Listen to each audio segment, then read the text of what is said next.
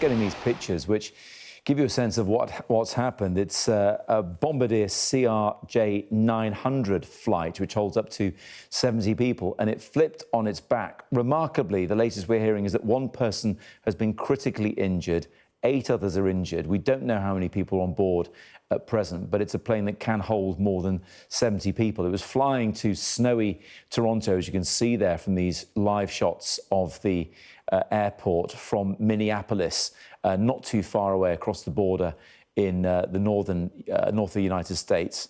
As you can see, emergency crews are on the scene right now. The latest we're hearing is that one person is critically injured, 8 others are injured too, and the plane is effectively completely upside down on its back. We saw pictures online earlier on of the doors of the plane open and people seeming to be milling around on what you think was the runway. Let's bring in Sky's James Matthews, who's in Washington for us this evening. And James, it's terrible to be talking about yet another plane crash in North America. Yeah, Matt, all too frequent. And clearly that is an alarming image.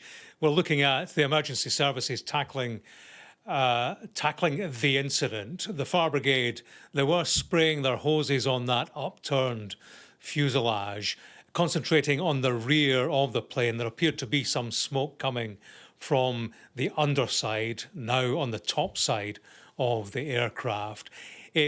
One of its wings appears to have been sheared off as it flipped onto as it flipped upside down. The landing gear, the wheels, they certainly were extended at the front. Difficult to see at the back where there's clearly more damage. But that is one lucky escape, as you say.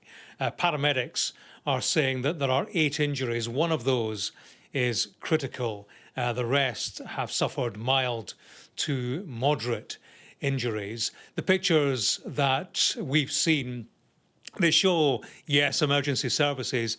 They also show what appear to be passengers standing by the aircraft that they have just left. The door of the aircraft was opened, and they've clearly been able to make some kind of orderly exit, those who are not casualties in all of this.